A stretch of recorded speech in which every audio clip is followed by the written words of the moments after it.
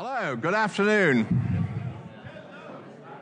So, now come to the final talk I've got to give you here. And as you see here, this is about challenges to liberty. And what I'm going to talk about in this talk is the ideological opponents and challenges that liberalism has faced over the last 200 years. Its historic original opponents, the people who rose as new opponents, and then more recently the challenges that it now faces. Now, it's worth saying that what I'm dealing with here are explicitly anti-liberal movements. That's an important point to make, because not all of the political movements that classical liberals may have disagreements with or debates with are themselves inherently or explicitly anti-liberal. There is, of course, the phenomenon of what you might call left-wing or collectivist liberalism, of the kind that you find in many countries today. And these people, Rawlsian liberals, if you would, in the kind of context of modern political philosophy, certainly disagree with classical liberals about the importance of an almost entirely free market economy. They favor quite a lot of government intervention in the economy. They favor a redistributive welfare state, but they're still liberals because they still believe in the importance of things like individual liberty, personal autonomy and the like. They still think that individual autonomy and self-realization is the primary goal of living in a political society. And to the extent that they do favor a growth of state action, they do so because they see the state as an enabler. In other words, the idea is that what government can do is enable people and give them the capacity to pursue their own ends. So people of that sort are still liberals, just not free market liberals. What I'm going to be talking about here are people who explicitly reject the core values of liberalism to a greater or lesser extent. People who in some way depart radically from the picture that I've just seen.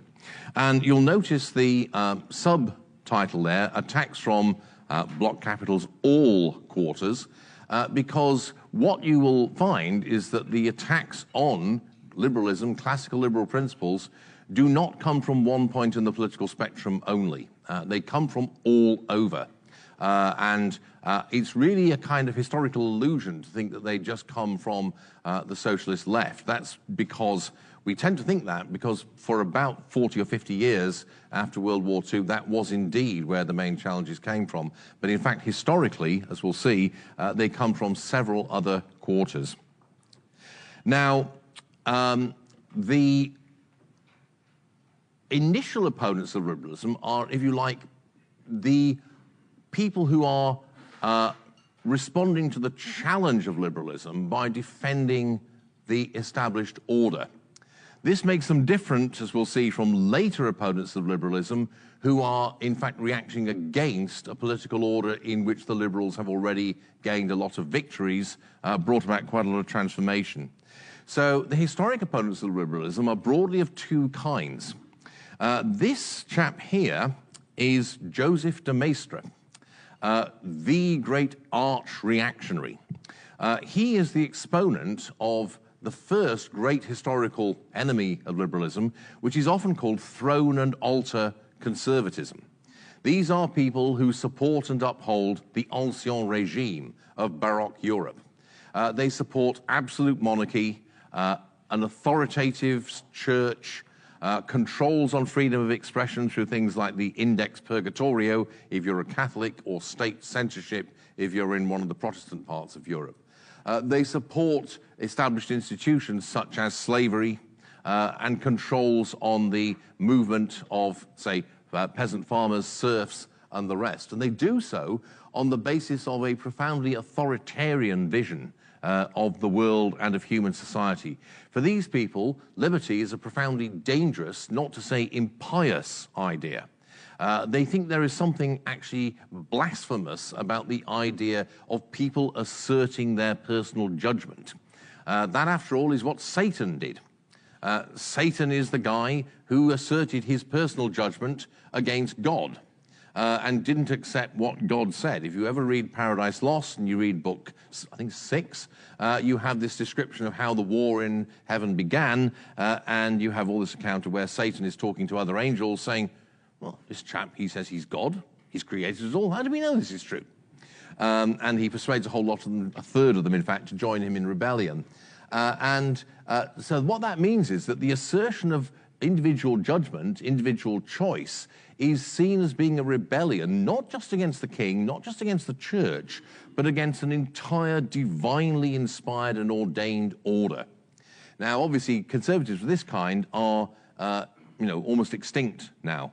There are a few hardy perennial survivors, who hang out in strange parts of the internet, and there is actually an attempt to revive this kind of ideology under the heading of what's called neo-reactionary thinking, or the Dark Enlightenment, which is a bunch of seriously pretentious people. One of them was, I was looking into these people a few years ago, last year actually, and I had to read a blog called Unqualified Reservations, which is written by a guy who calls himself Mencius Moldbug. And this is the kind of origin, he's trying to reconstitute this sort of idea. I think I have lost several days of my life that I will never get back. Let me put it this way, this chap, Mencius Moldbug, he's one of these people who believes in never saying clearly, succinctly and straightforwardly in 50 words what you can say long-windedly and pretentiously in 5,000. But what you see there is a kind of rather affected attempt to revive this ideology. So at the moment it's a kind of intellectual fringe pastime. But back in the early 19th century, these are the main opponents of liberalism. These are the people, the reactionaries, the ultras in France, people like classic German conservatives and Spanish conservatives who lock up the classical liberals, who send them to prison, who impose all kinds of civil penalties on them, who resist their campaigns for freedom of religious belief and observance, the abolition of censorship, the abolition of slavery and things of that sort. Now, the other historic opponent, this is more controversial. This, by the way, this painting here, is the Oath of the Horatii by the French painter Jacques-Louis David. This is a classic artistic representation of the ideology of classical republicanism, or civic humanism, as it's sometimes called. This is an ideology that goes back, ultimately, to Machiavelli and to other late medieval Renaissance thinkers of that era. And the idea of classical republicanism is that the ideal political order is not so much a monarchy, but rather a republic of independent warrior farmers.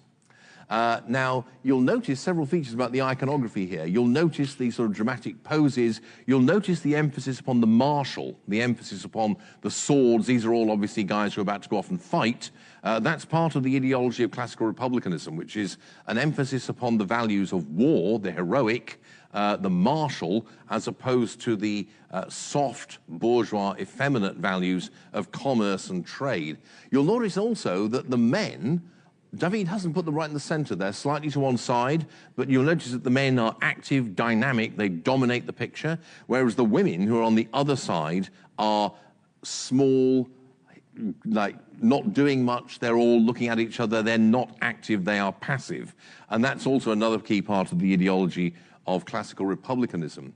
Now, classical republicans, in some ways, are closer to classical liberals than the first group I mentioned, because they do believe in a law-governed state. So what makes them different from classical liberals? Well, the reason is because the primary reason is that classical republicans believe that if you live in a political order, the collective good, the general good, should always and everywhere take precedence over personal good. They believe in a society where, if push comes to shove, you must use force to subordinate the individual who compose that, who might pursue their own ends, to the collective good of the society as a whole. Now, of course, that raises the obvious question, well, hold on here, who is it that decides what the collective good is? And there are two answers to that. One answer is that basically, it's what everybody really wants if only we were thinking clearly. This is the argument of Jean-Jacques Rousseau, who is the great exponent, by the way, of classical republicanism. It is the idea that basically the general will, which is what the collective society really wants, is what you would really, really want if you were thinking clearly and you were thinking in the long term.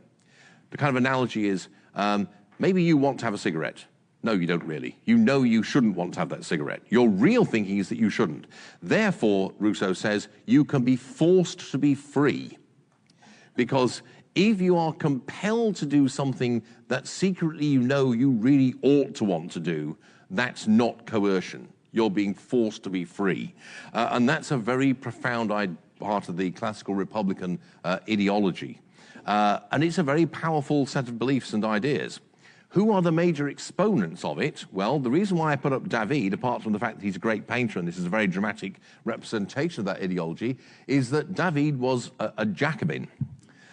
He was the great celebrant in the visual arts of the Reign of Terror.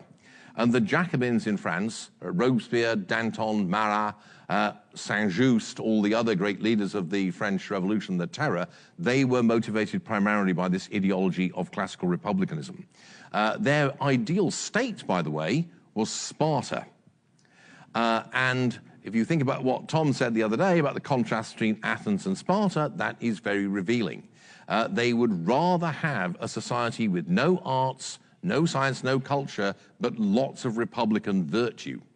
Now, before I pass on, it's worth saying that there's a big argument about the degree to which the American Revolution and the founding generation here in the United States are motivated by these ideas. And some historians, notably Gordon Wood, think that the first generation of the United States is basically permeated with classical republican ideals. And they think that that's what they're about.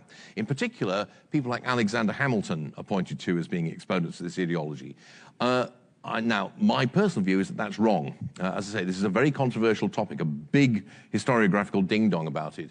I think that actually, if you look at people like, say, Alexander Hamilton, you'll find that, yes, he wants to create a republic, but he doesn't want to create the kind of martial, collectivist republic that classical republicans want. What Alexander Hamilton wants to create is a commercial republic. And he's very much an exponent of the idea I alluded to earlier, that you need a strong government, but the purpose of that government is in order to enable individuals to realize their own goals. So there's a certain element in the founding generation, people like Hamilton or James Wilson, who I think have strong sort of leanings towards this ideology, but I personally would rebut the charge that that's where they are. On the other hand, where you're talking about Jacobins or their fellow followers in many other parts of Europe in the first half of the 19th century, this is definitely their ideology. Many of the revolutionaries you get, say, in Paris in 1848 or elsewhere in Europe in that year, this is very much the ideology they come from. And so liberals are their target as much as the absolute monarchs. Worth saying, of course, that these two historic opponents, throne and altar conservatives and classical republicans, dislike each other almost as much as they dislike the liberals. But they both have a common enemy, which is commercial, bourgeois, mercantile, individualist liberalism. They both think that it is a corrupt, this-worldly, selfish, individualistic philosophy that debases the higher good and subordinates it to short-term selfish goals. That's their sort of reading of it. So these are both explicitly anti-liberal ideologies. However, by the mid-19th century, they have been pretty much defeated. There are still a few absolute monarchies surviving in Europe at that time, notably in Russia, of course, although the Russian monarchy is slightly different from monarchies in the rest of Europe for various historical reasons. You still have established churches in various parts of Europe, but they're gradually losing all their their power and their control of society until they become, like the Church of England, a bit of a joke, quite frankly. One of my favorite issues of Yes, Prime Minister was when James Hacker, the hapless politician, has to appoint a bishop, and he says to Sir Humphrey, well, how does this work, Humphrey? And he says, well, it's simple, Prime Minister. You're given a list with 2 names on it, one of whom is totally unsuitable. And says, so this is absolutely true, by the way. And says, so who is the one that's suitable? Well, he's usually a modernist. What does that mean? Well, it means he doesn't believe in God. Really? I thought that was part of the job description. I'm afraid these days, Prime Minister, you'll find that's what's known as an optional extra, which is actually horrendously true. So the point is, though, returning to my main argument, that by the 1860s, say, these historic opponents had been pretty much vanquished. There were still people who believed these ideas, but they no longer had a real chance of political victory, and the kind of institutions that they upheld, or the alternatives in the case of the classical republicans, were no longer a serious challenge. However, at this point, later opponents, what happens from the late 19th century onwards is the rise of a series of other anti-liberal movements. Here is the first one, two charming gentlemen here. I don't need to tell you who these people are. I'm sure you recognize both of them. This, of course, is fascism. One of the things it's important to realize is that fascism has important antecedents in the pre-World War I era. Antecedents, and this is a point I'll return to, that you find primarily in the artistic, literary, and cultural movements of the time. So, for example, one of the important elements of Italian fascism is an art movement called Futurism, associated with a guy called Marinetti, but a number of other people as well. This is a form of avant-garde art which develops just before and just after World War I. It emphasizes speed, power, dynamism, force, and it feeds in the aesthetics, and the underlying philosophy of this feeds into fascism. Another important figure is a strange but rather amazing person called Gabriele D'Annunzio, who is a great poet, a great writer in Italian, but also a progenitor of fascism, and who he basically has a go at creating his own little fascist state in Fiume before the March on Rome and Mussolini's coming to power. But the same is true elsewhere. One of the most striking features of the cultural history of the very late 19th century, the fin de siècle, the 1890s and 1900s, is the rise of a literary tradition which is critical of bourgeois society, and which asserts, amongst other things, the idea that war is good, and that really the world has had too much peace, and what it needs is the bracing tonic of a great moral adventure, as somebody once said. In other words, you need war, because it's character building and heroic. An example of this is an Irish fellow called Patrick Pearse, who goes on to lead the Easter uprising in 1916.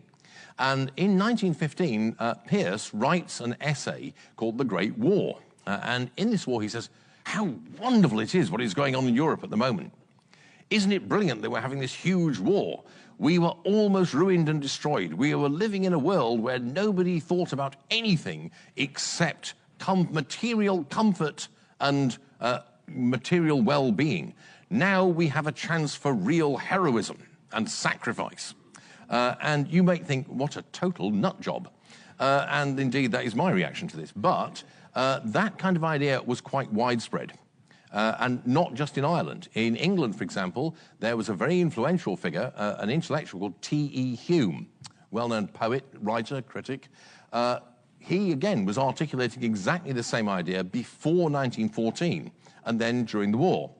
He welcomed the war because he thought it was a great opportunity to create a truly heroic martial civilization and overthrow peaceful bourgeois liberalism. He was a man of his principles. He joined the army and he was killed on the Western Front in 1916. So, he actually walked the walk, so to speak. Similarly, in Germany at the time, there was a man called Werner Sombart, a very important economic historian, a man who, as Ludwig von Mises said, showed a complete consistency throughout his life in his hatred of liberty. He began life an ardent Marxist, he ended life an ardent Nazi. But there was one consistent thread throughout his entire career. And in the start of World War I, he wrote a book called Handler und Helden, Merchants and Heroes, in which he argued that the war then going on between the Entente powers and the Central powers was not a conventional great power war. It was rather, he said, a Glaubenskrieg, a war of values. And it was a war between the shopkeeper values of the British, the treacherous, unreliable, materialistic, money-grubbing, sordid British, and the stern warrior Marshal Teutons. Shame about the Austrians. And he basically argued that that's what the issue was, and that therefore it wasn't simply a matter of territory or the usual other causes of dispute between sovereign states. It was rather a war between two world views, two kinds of consciousness, basically. And this was, of course, you can see how all these kind of thinking and this kind of artistic and cultural movement feeds into fascism in the interwar years. And one of the things you should realize, it's very easy to forget this now, is just how popular and just how widely supported fascism was. Because of World War II and what the Germans got up to during that war, the Holocaust and all the other atrocities, we now sort of draw a veil over the fact that all sorts of highly respectable people thought that fascism was really cool and the way to go. Notably, the Roosevelt administration.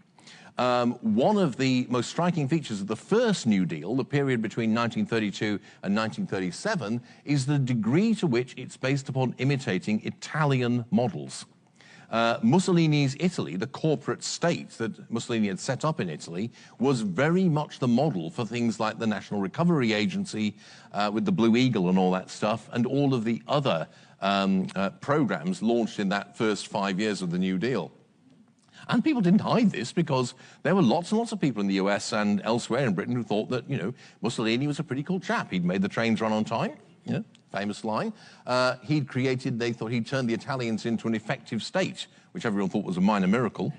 And although Hitler was always regarded as being a bit less, respectable, even Hitler had lots of admirers. So fascism had many, many supporters as a model or alternative to liberal democratic capitalism in the interwar years. And it was particularly popular amongst a lot of cultural figures, writers, artists and like. People like, for example, Wyndham Lewis, D.H. Lawrence, Ezra Pound.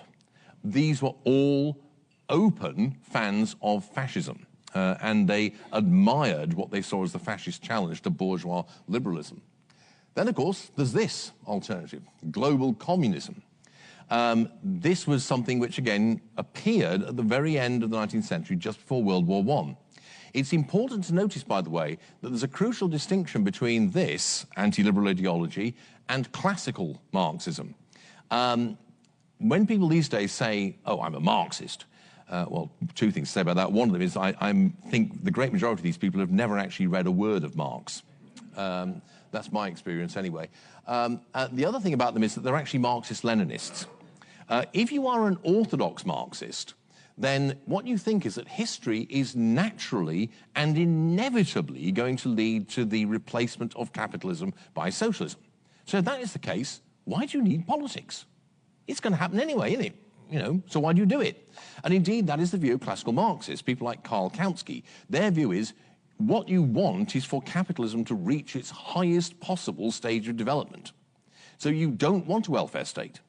You don't want government intervention. You want complete, full-on, laissez-faire capitalism. Because the more you allow capitalism to develop its logic, the sooner you will arrive at the point where the internal contradictions of the system manifest themselves, and you'll have socialism. So you want capitalism to actually be completely with the brake off and pushed to its ultimate limit, because only then are you going to get to socialism. Now, what Lenin did, of course, was to say, no, this isn't going to work. People don't have the right class consciousness. And so he came to the view that you could actually kind of get to socialism ahead of schedule, so to speak. And the way for doing this was through a vanguard party. Now, I don't need to go explicitly into the ideology. I'm sure you're all familiar with the ideology of Soviet and other forms of communism. But again, it's worth pointing out just how widely shared this idea was in the 1930s. Lots and lots of sympathizers, both here in the United States and elsewhere in Europe. And also, again, the explicit anti-liberalism, the degree to which Soviet communism explicitly rejected basic ideas like individual autonomy and the idea of the personal life and the lived personal life as being a self-governed project. They basically took on board the older classical Republican idea that essentially you should be part of a great collective project. and your duty as a citizen of the socialist world of the future was to subordinate your personal wishes, goals, aspirations, and desires to the collective purpose of society as a whole, as interpreted, and this is the Marxist-Leninist fusion, by the party, which has the job of driving society, guiding it, and articulating society's goals as a whole. But again, it's radically anti-individualist. And in this way of thinking, individual liberty is just an affront to the collective purpose. It's the assertion of individual selfishness and egoism in the face of a real historical destiny. And of course, the result of both of these alternatives to liberalism is, as we know, disaster. Worth pointing out, by the way, though, that unlike with fascism, communism still has people who support it. Now, my colleague Christian Niemitz back at the IEA, he's our in-house troll, amongst other things. It's worth following Christian's Twitter feed. He engages in constant Twitter wars with various annoying left-wing intellectuals. I think one of his life's missions is to poke left-wing intellectuals in the eye and make them angry at him. Anyway, Christian is also writing a book about the persistence of the idea of true socialism. And this is something you find constantly with communist regimes from the Russian Revolution onwards.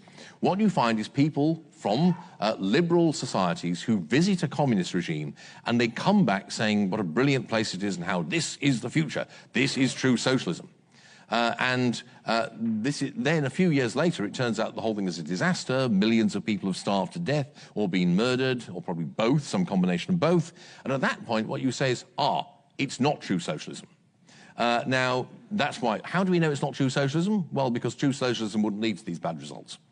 And the trouble is, though, that if you, despite the fact that trying the same thing over and over again always leads to the same result, all that shows is that these were not true socialism. They were they were delusions and snares, and we haven't tried true socialism yet. Now, you would think they would have read Albert Einstein's famous thing about the definition of insanity being, doing the same thing over and over again and expecting a different result, but clearly not. Christian has come to the conclusion that the only way to explain this is through quantum mechanics, and specifically through Schrodinger's cat. Now, I don't know if you know about that. This is the famous sort of thought experiment where you have a cat in a sealed room and there's a bottle of prussic acid with a hammer over it, and there's a radiation source and a Geiger counter. And if the radiation source emits a gamma ray, then the hammer will fall, the cat will die from the cyanide. But the trouble is, until you open the door, you do not know where you are. And the kind of conventional understanding is that what this means is that until you open the door, the cat is both alive and dead at the same time. And what happens when you open the door and observe it is that one of those two realities ceases to exist and the other one becomes real. But there's also what is known as the many worlds theory of quantum mechanics. And that is that there's a world in which the cat is alive, there's a world in which the cat is dead, and what you do when you open the door is you discover which world you're in. And so this is apparently, Christian thinks, this is what is going on with socialism and with communism. People think initially, we're in the world where this is true socialism. And then they realize later on, no, we're not. We're in the alternative time track where this is not true socialism. And what that means is that people can then say, I may have said that, 2 or 3 years ago that this was true socialism and a great thing, but really, I didn't say that. That was an other me, a different me in a parallel time world. Noam Chomsky apparently believes this.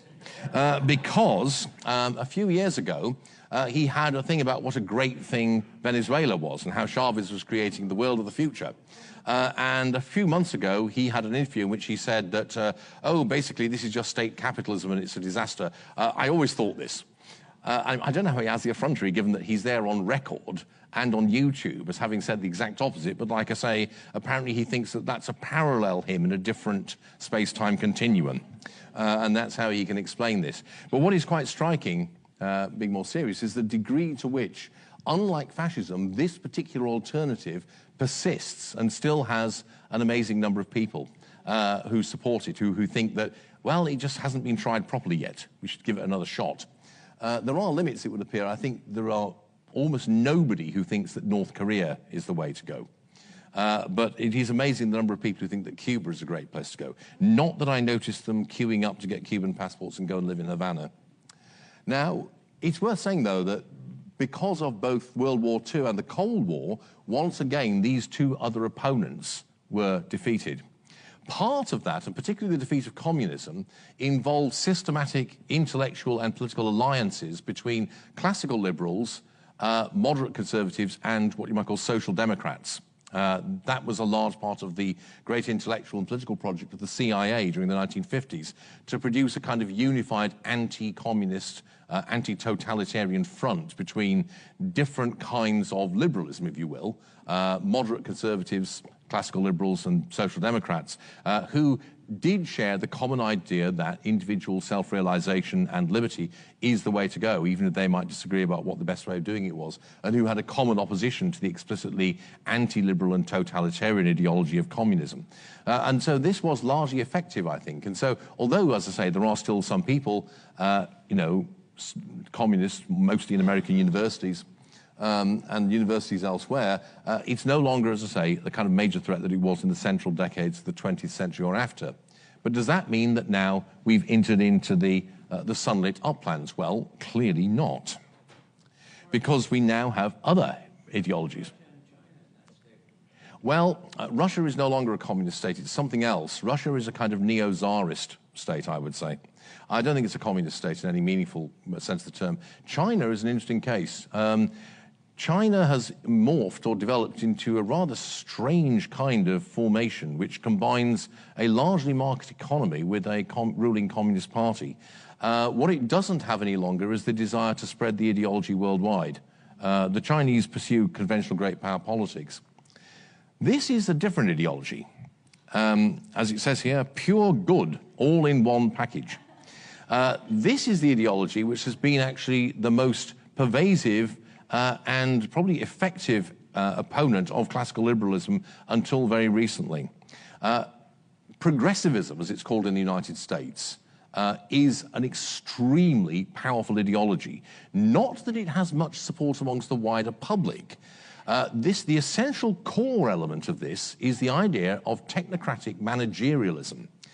It's the idea, which comes as much from management science as it does from any political philosophy, that basically there are educated, technically qualified, expert elites, and that these people know better than the rest of us what we should be doing and how we should run our lives.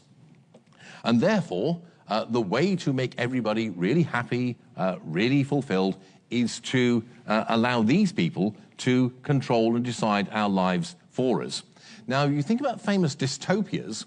1984, or Evgeny Zamyatin's We, which if you haven't read, I recommend, or Ayn Rand's Anthem, are all dystopias where a kind of communist regime is in power. But actually, a much more, in a way, sinister dystopia, I think, is Brave New World. And in Brave New World, I think one of the definitive passages is where the hero, the savage, meets the world controller, Mustafa Mond. And basically, Mustafa Mond says, what is it you want? You know, everyone is happy. Everyone is contented. Everyone is, just blissfully ignorant, happy, and satisfied. And the savage's response is, well, I choose, he says, what you are asking for is the right to be unhappy, the right to make mistakes, the right to be lousy. And the savage thinks for a bit and says, I choose them all. And what the savage is asserting is the right to individual inquiry, exploration, and discovery. In the famous old saying, better Socrates unhappy than a pig satisfied. But the idea of progressivism is the idea that actually most people don't really know what's best for them. They don't know how to organize their lives so as to be happy, and that what you need is to have an enlightened elite whose qualifications for ruling are their possession of technical expertise. And these people will, through enlightened bureaucratic rule, a paternalistic government, if you will, govern society in such a way as to maximize the individual happiness of the sheeple, as they're known. Now, this ideology actually first appears in Germany, in Imperial Germany, in the later part of the 19th century, but it really finds fullest expression here in the United States. And it's partly spread from the United States to many other parts of the world. And I think this is the dominant ideology of most parts of the modern developed world. This is the ideology that most modern bureaucrats and a lot of modern politicians believe in. Now, it has apparent similarities with classical social democracy or social liberalism, but actually there's a crucial difference, and then once again, it's the denial of individual autonomy and agency. This is a radically paternalist view of the world, in which the explicit assumption is that you cannot afford to allow people to decide things for themselves, because if you do that, they will get it wrong. Or maybe they will get things right at an individual level, but there will be seriously adverse consequences at the societal level. And the only way out of this is to have a kind of elite priesthood, a clerisy, who will control things and decide them for you. So while fascism and communism have both been defeated, this ideology is still very much with us, although I think it's fair to say that it's actually starting to decline, and much to the despair and dismay of its exponents. And the reason why, I'm afraid, is not because of anything that classical liberals have done, I'm afraid. It's because of pushback from ordinary people who just get ultimately utterly sick and fed up with being patronized and told what to do by their alleged moral and social superiors. And so what you're finding is a kind of significant pushback. However, this pushback is starting to take forms which are significantly dangerous. And what we're also seeing now, I think, is the revival of yet new opponents of liberalism.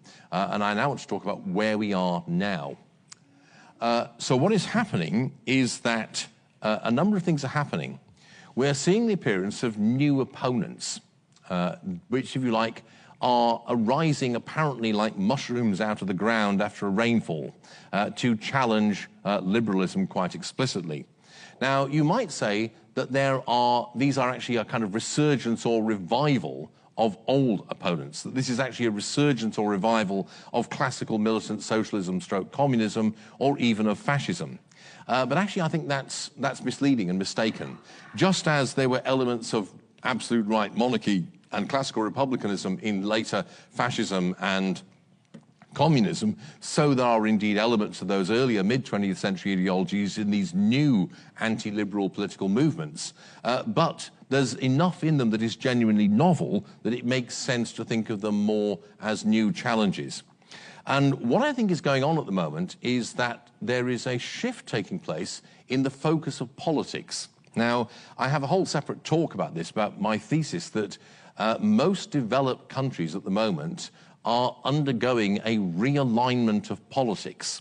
A realignment is where the big issues that politics is about, and which tend to divide the population of democratic political orders into what you might call broad tribes, red and blue, left and right, whatever you want to call them, these are changing.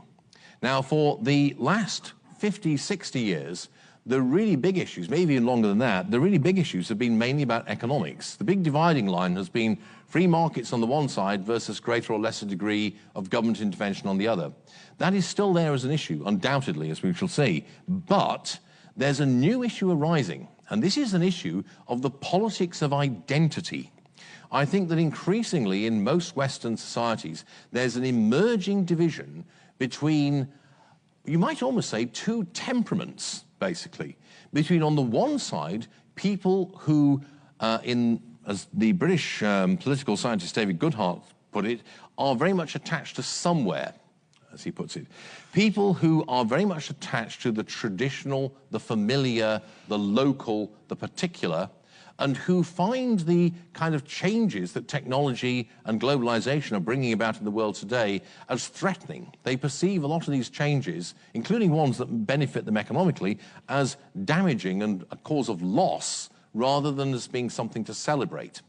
And what these people are is very, very hostile to globalization, to the migration of people.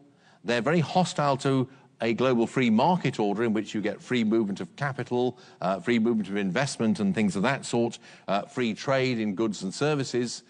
They want to assert rather the primacy of the particular. And what this means, again, is an explicit anti-individualism. and the assertion instead of a collective identity, which is meant to trump that particular personal, individual identity. But as I say, economics still matters, because this desire, this politics of identity, takes an economic expression, or if you want to put it another way, it has an economic aspect to it. So what is happening at the moment? Well, there's one of the things we have happening. Don't need to introduce these two gentlemen to any of you. I think the caption says it already. One of the things we have seen is a sudden apparent revival of old-fashioned socialism.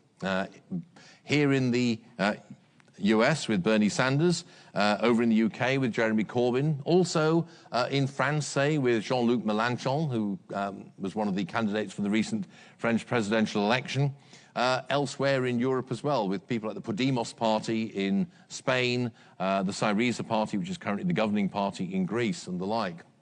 And there is undoubtedly a strong reassertion of the old socialist religion. But, to return to my earlier point, this is interestingly and crucially different in certain significant ways from, at least at the moment, from earlier versions. And in particular, politicians of this kind and political movements of this kind are deeply ambivalent about nationalism and globalization. They are not at all clear where they stand about it. Now, Sanders and Corbyn are both very interesting in this case. They are both appealing to two quite different kinds of electoral constituencies. On the one hand, they're trying to appeal to old-fashioned, older, typically white, working-class voters who support socialist economics out of what they perceive to be their class interest.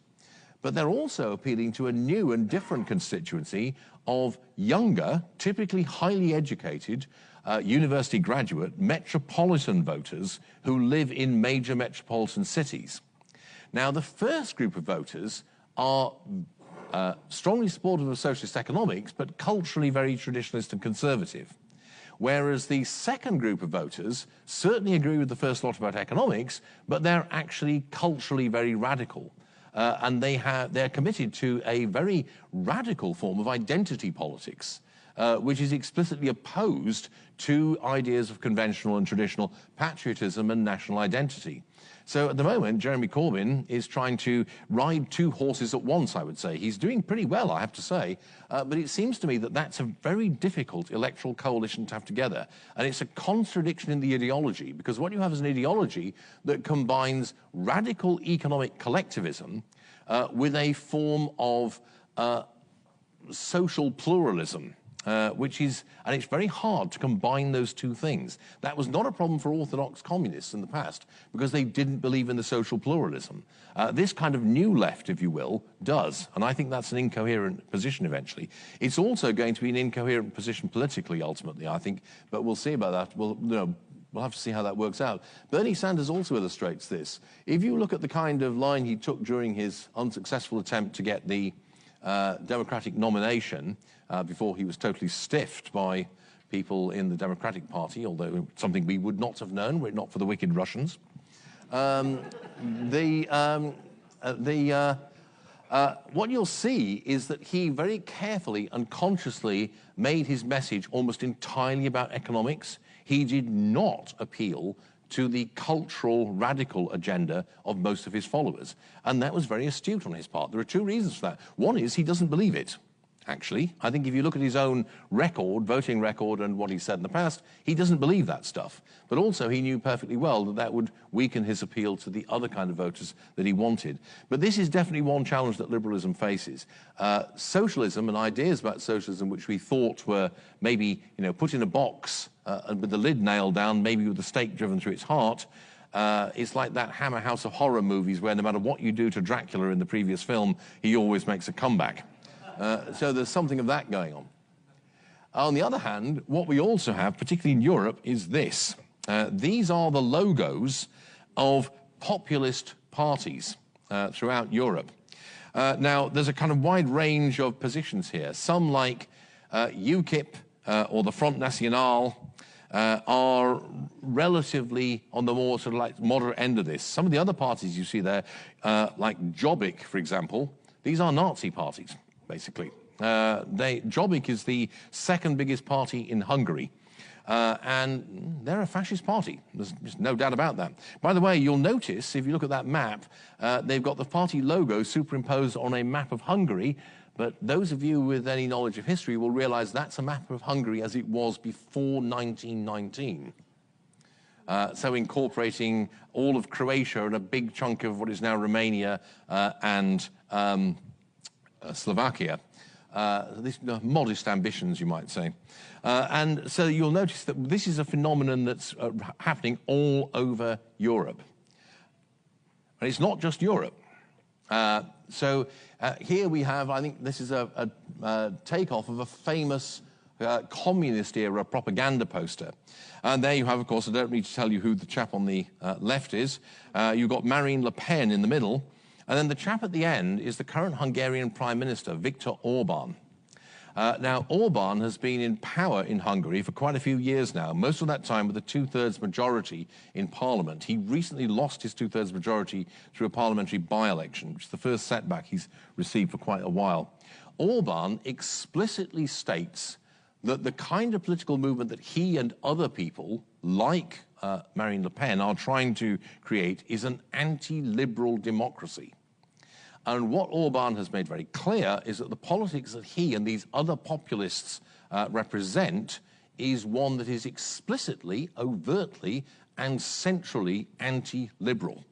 It's the assertion of a liberal, a national identity, which once again is going to trump, to rule over rule and subordinate concerns with things like due process, the rule of law, and individual liberty and individual rights. These are seen as an obstacle to the project of national self-realization and protection of nations against the threat of globalist, cosmopolitan free markets. And I think that this is the kind of politics that Donald Trump represents here in the United States. Whether or not he himself thinks this is another matter, that would imply that he has coherent thoughts. And I have doubts about that. He's a smart man, but I don't think he...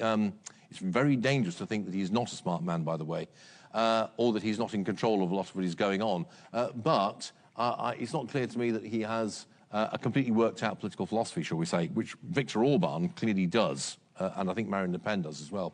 But I think the kind of politics that you're seeing here in the US of this kind is very similar. I'll say more about what it is in a moment. You're seeing it happening elsewhere in the world as well. I mentioned Turkey in my previous talk, Erdogan. That is very much a politics of the same kind. There's also a strong element of this in the politics of India at the moment and the policies of Narendra Modi and the BJP and the governing party in India. And there are elements of it appearing in many, many other places outside Western Europe and the United States. The only major countries that seem to have not seen a rise of this new kind of anti-liberal politics so far are Canada and Japan. Now, Japan, I think that's because Japan has a kind of unique and distinctly Japanese way of doing things. The consensual nature of Japanese society means that you don't tend to get the kind of explicit ideological conflicts and combats that you get in most other countries. Canada is an interesting case. It's an interesting question of why Canada has proved so far resistant to this kind of politics. Spain and Portugal are the other two countries where it doesn't appear to have made an approach. So what is this other kind of anti-liberal politics? Well, it's an emerging, this is the emerging ideology of this kind of new anti-liberal politics. And it combines the following elements. The first is nationalism.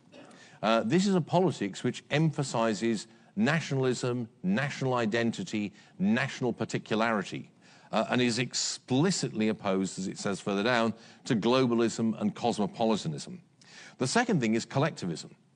It's national collectivism. The collective, which has to overrule the individual, is the nation. It's also not only anti-individualist, but anti-pluralist. A lot of this politics is populist, and the essence of populism is the claim that the fundamental political divide is between the people who are virtuous and the elite who are corrupt and degenerate. But what is also assumed in populist politics is that the people are united and of one will. If you don't agree with what is deemed to be the will of the people, that shows that you are not part of the people. And you must expect to suffer a particularly unpleasant fate as a result of that. And so you see this kind of claim constantly. In Hungary, for example, the explicit claim of Orban is that if you do not support his agenda, if you are a Hungarian liberal, one of the embattled Hungarian liberals, that shows you're not a true Hungarian. Similarly, in Poland, the current governing party in Poland, the Law and Justice Party, is making a similar kind of claim. The argument there is that the Law and Justice Party is expressing the true national identity of all Poles. There can be only one national identity. You cannot have pluralism of beliefs or practices. So this is a collectivism which rejects both individual liberty, but also social pluralism, cultural pluralism, and a range of things like that. There's also economic dirigism. One of the most interesting things that happened during the recent French presidential election was that the ultimately successful campaign of Emmanuel Macron produced a very clever propaganda poster where they showed the first 10 points of the economic program of both Marine Le Pen, the leader of the Front National, and Jean-Luc Mélenchon, the far-left candidate. The 10 points of their program were identical. We have this lazy way of thinking where people say, oh, Marine Le Pen is on the right. And people assume, oh, that must mean she's pro-free market. No, not at all. Marine Le Pen's program was well to the left of anything that Jeremy Corbyn offered in the British general election recently. Significantly so. What is the kind of platform that you get? Well, it's not socialism. It's rather a kind of economics which has protectionism, the use of strong government power to intervene in the economy to promote national champions, to promote national economic power, economic well-being, to basically have a system where you have private ownership of some of the means of production, but it's guided and directed by a government to serve national patriotic ends. And this, as I say, is associated explicitly with things like a national industrial strategy, protectionism, and things of that sort. And also, you have a these people are very pro-welfare state. They support the welfare state very, very strongly. But what they want is a national welfare state in which welfare goods, welfare transfer entitlements are a function of citizenship, which is only given to people who belong to the people, and above all, not given to immigrants. And popular hostility to migrants, immigrants, who are perceived to be taking what are benefits that are supposed to only go to citizens is one of the main social drivers of support for this ideology. As I say, an explicit thing is anti-globalism and cosmopolitanism. If you read the platforms of quite a few of these European parties, this is the main focus of a lot of their rhetoric. Hostility to what above all is called the global forces of finance capitalism, which for anyone who knows anything about history is a code word.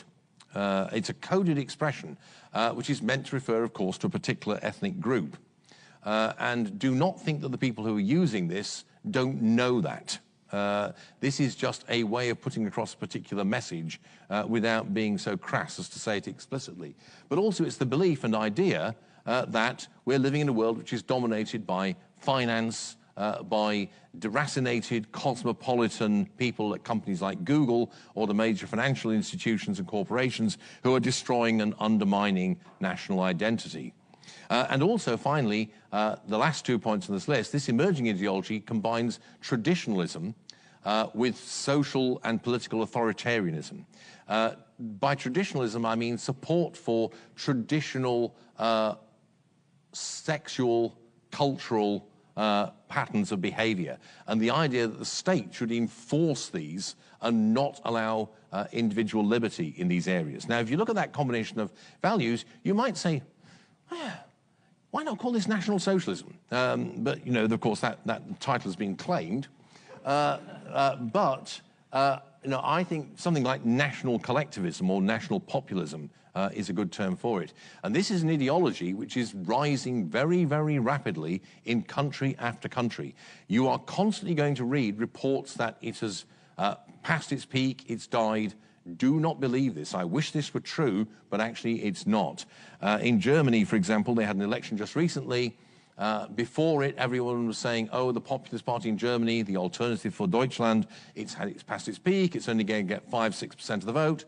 In the event, it got double that percentage of the vote, got over 30% in one of the Länder in Saxony. That did not surprise me, I'm afraid. In Sweden, the heartland of social democracy, it's a racing certainty that the Sweden Democrats, the Swedish party of this kind, will come second in the opinion polls, and there's an extremely good chance, I think a better than even money chance, that they will actually be the largest single party in the Riksdag after the next election in Sweden.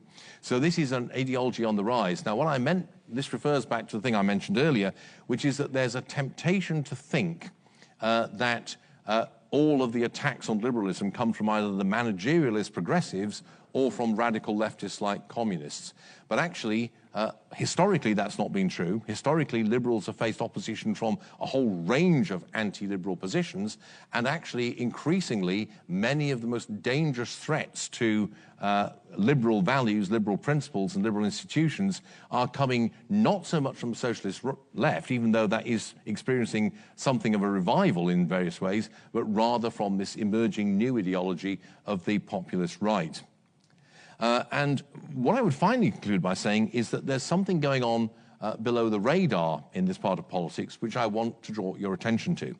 I mentioned earlier on that one of the things that happened in the years before World War I was the emergence of a kind of set of cultural movements in things like the arts, music, literature and the like, which were explicitly anti-liberal, which valorized violence and war, which lauded sacrifice and the subordination of the individual to some kind of heroic manifest destiny. And this is also happening now.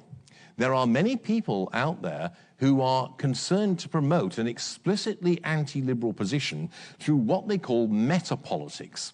Metapolitics, this is a term invented by the American conservative philosopher and poet Peter Viereck back in the 1940s.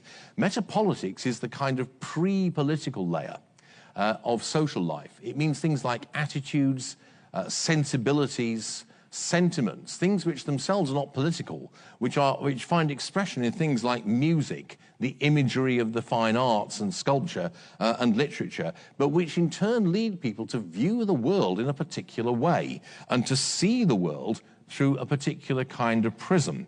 And there's a huge effort being made at the moment to promote a particular kind of anti-liberal sensibility and metapolitics of this kind. And here is an example of it. That's an example of what is known as martial industrial music, which is a subculture of music that is gradually spreading very rapidly under the radar throughout Europe and North America.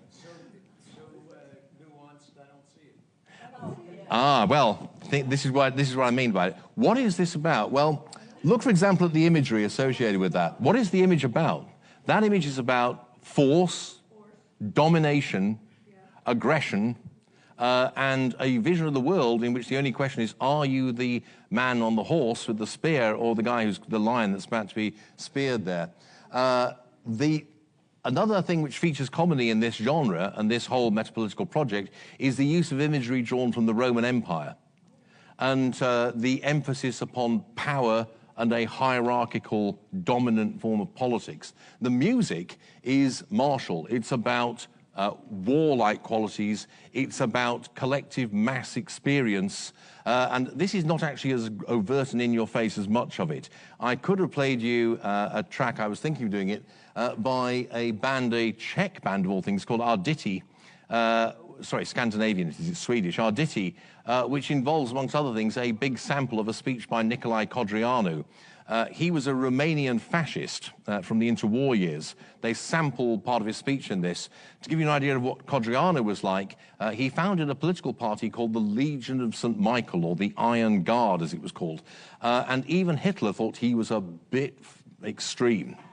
So a bit of a nut job, you know. So the fact that when you get a bit like that sampled in a musical piece, that's sending a pretty strong message. So what you have here is a kind of attempt to create a cultural politics which is intended to undermine and subvert a liberal sensibility.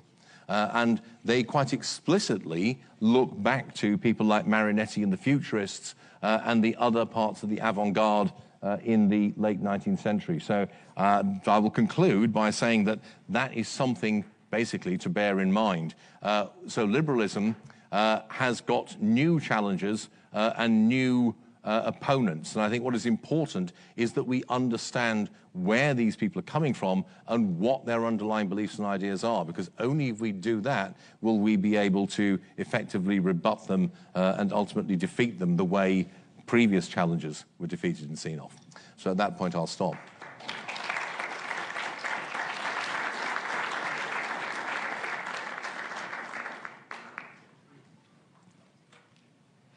Yes.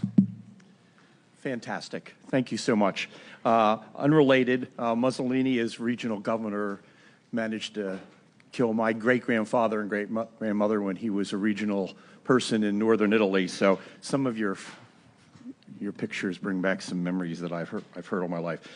And the music from your Across the Rubicon sounds like Prokofiev's Alexander Nevsky, which is really militaristic Russian absolutely. works. Yeah. So my question really had to do with the two groups that you started with, the what I call the government religious group and the classical Republicans. You said that they were anti-liberal and anti-commercial. Yes. How does this, if any, carry on to the attitude to the Jews who were perceived as merchants? Yeah. You hinted on it just a minute ago in how it carries on to the globalist issues, that there were a certain ethnic group, you didn't name it. So my question is there a residual today, which I believe there is, and would you like to comment on it? Yeah, absolutely. That is exactly what you find. If you look at those anti-liberal movements, there are a number of common themes. Anti-individualism, collectivism, authoritarianism, collective purpose, but also anti-commercialism. It's one of the constantly recurring themes of anti-liberal thought, is the idea that bourgeois liberal society is not heroic. It is obsessed with comfort. It's effeminate. It is all about the domestic and the trivial, the quotidian, the mundane. It doesn't have the kind of elevated heroic vision. That's the argument. Now, you're absolutely right. Jews, because of their historic role as merchants and middlemen, are one of the targets of that kind of critique. Anti-Semitism is a major feature of much of this kind of politics. And it's not just Jews, though. It's diaspora mercantile groups in general who tend to get it in the neck from this kind of politics. And it relates to the kind of broadly anti-commercial and anti-market and exchange-based aspect to this. Now, you can see, I spoke a moment there about metapolitics. You can see this very clearly, I think, in all kinds of areas. You can see the debate, for example, in the late 18th century. I showed you the picture by David. David and painters like him are reacting against the art forms of the Rococo of the late 18th century. Rococo art is all about material comfort and pleasure. It's all about the benefits of trade, because if you see a typical Rococo painting, it's full of Chinese and Indian and Turkish goods which have been imported into Europe, which are a sign of luxury and a sign of material comfort and well-being. David thinks, oh, this is rubbish. What you need to be is like those Roman soldier farmers. simple, plain, straightforward. Forget all this, commercial wealth stuff. And that's the same kind of line that you get repeatedly throughout this. And you see it expressed, as I say, in art as well. I mean, there's many examples. And one of the recurring features, by the way, of a lot of literature is the assertion of the domestic as opposed to the heroic. You see that in George Eliot, for example. You see it in Tolkien. I think The Lord of the Rings is actually largely about the limitations of conventional heroism, because Aragorn is the conventional hero, and Tolkien takes great pains, because he knew what he was doing, to give Aragorn all of the classic features of the traditional mythical hero. He has a mysterious birth, nobody knows who he is until his identity is revealed to him, he has a sword which needs to be reforged, all this kind of stuff. But Aragorn is not the one who destroys the Dark Lord. That is a hobbit. And the hobbits are quintessential bourgeois. And when you think about that book, how does Tolkien end it? What is the climax, if you like, at the end of the book? It's not the collapse of Sauron. It's the scene where Sam Gamgee, who has said goodbye to Frodo at the Grey Havens, goes back home, and he goes into his house, and his wife puts his baby daughter on his lap, and he says, "Well, I'm back." And it's all about the value of domesticity as opposed to grandiose plans and designs and the ideas of heroism. It's the same in J.K. Rowling, by the way. Harry Potter, in a way, is all about the assertion of true functional domesticity against the kind of challenges that it faces. So this is a constantly recurring theme. Yep.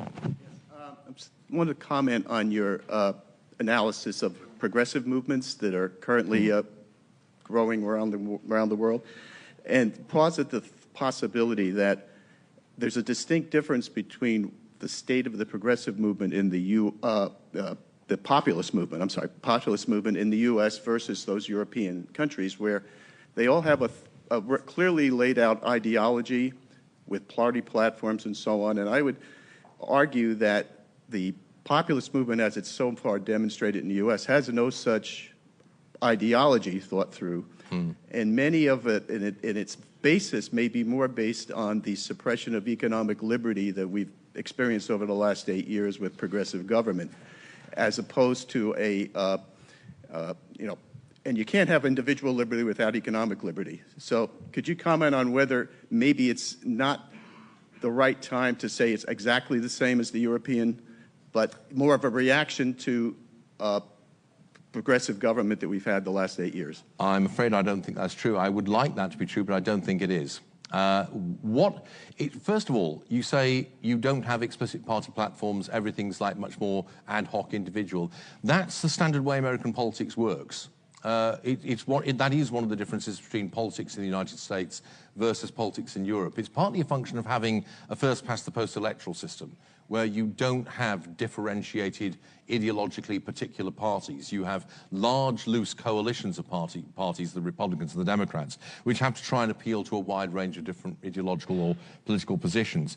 But that does not mean that you don't get a broad shift in a particular ideological direction. That's what happened in the 1930s. It's what happened in earlier periods in American history as well, say in the 1820s, for example, during the Jacksonian era.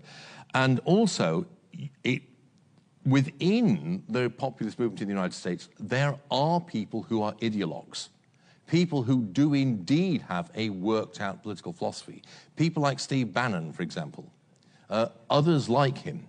And it's perfectly true that they may work through or alongside politicians who are opportunistic, who basically are just looking for whatever will put together a voting coalition, but that doesn't mean that you're not getting a political shift in that direction. And I'm afraid, what is going on at the moment, I think, this is my purely personal opinion, I hope I'm proved wrong about this, but what I think is going on at the moment is that the Republican Party in the United States is being quite rapidly, I think, transformed, and I think this will become apparent after the upcoming midterm elections and 2 years after that, into basically an American nationalist party, a party which combines a pretty active role for government in the economy, probably protectionism, certainly anti-economic globalization, with a particular kind of assertion of a traditional notion of American national identity. Now, I do think it will be civic nationalism. I think that it is not the case that you'll get an explicitly white identitarian politics, which is what the left-wing critics of this movement claim it is. I don't think you will get that, which is not the case in Europe. You are getting this kind of identitarian politics there. But I think you will get it over here. And I think that the Republican Party is quite rapidly transforming in that direction. Now, a lot of this is pure opportunism. Absolutely. It is a case of, politicians who have, they basically have the Groucho Marx view of political principles. These are my principles. If you do not like them, I've got others. That's a good way to understand a lot of what's going on here.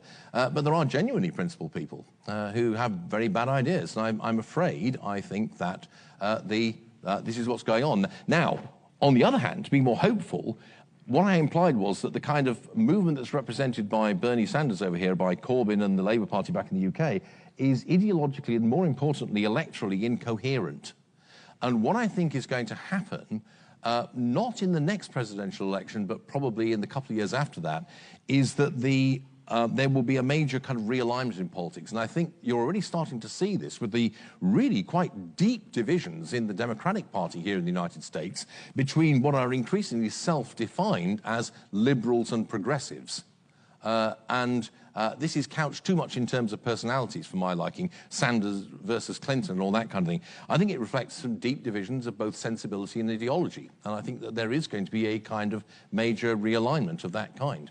And it will take place over the next 6 years. So it's bad news, I think, if you value liberty in terms of what's happening in the Republican Party side of politics. But I think that there's more hope, actually, than you might imagine at this point in time for the outcome on the other side, medium term. Yep. Yes. Can you think of current examples of pro-liberal metapolitics in the arts? No, and that's a big problem, it seems to me. One of the interesting questions is, when has there been explicitly pro-liberal metapolitics? And I think in the mid-19th century, you see a lot of that. I mentioned George Eliot, for example. I think Middlemarch is, and a lot of Eliot's other writing is, amongst other things, she's a great writer and you can't reduce it to this thing. But amongst other things, it is an explicitly pro-liberal metapolitics. She's trying to put across a particular kind of vision of human agency and the nature of what it is to lead a good life, which has very profound political implications. And I think that there have been other examples of that. In French literature, I think Stendhal is another example of that. I think Schiller is an example of it in German literature. Not so much recently. Now, you're more likely to find that kind of explicitly liberal and indeed anti-liberal metapolitics actually in popular fiction than you are in attempts to write high fiction. The kind of stuff where people are trying to win a literary prize, a lot of which I think is only going to win prizes for pretentiousness, quite frankly. If you read things like science fiction or genre fiction, which I do, what is quite striking is the degree to which there is a kind of growing expression of both an anti-liberal position in, say, SF, with an increasingly self-conscious individualist libertarian position. This has led, by the way, to an enormous row amongst the SF community in recent years over Hugo Award nominations. The Hugo is the big gong for science fiction writers, which is given out by the science fiction, the World Fans Convention, the Worldcon.